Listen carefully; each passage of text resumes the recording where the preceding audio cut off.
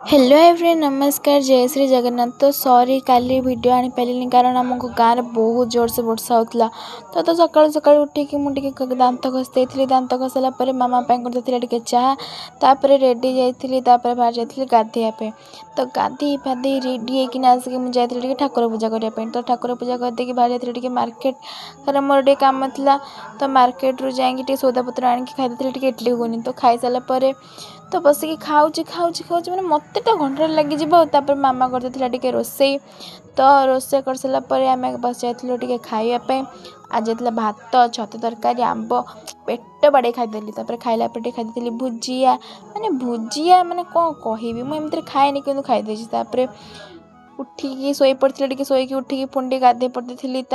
मामा करते काली रज ना तो समस्त को आडभांस हापी रज। तो मुझे खाई नड़िया पुर।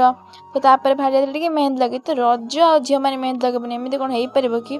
तो देखा नेक्स्ट वीडियो तब तक आज भी एंती रोज टाटा लव जय जगन्नाथ।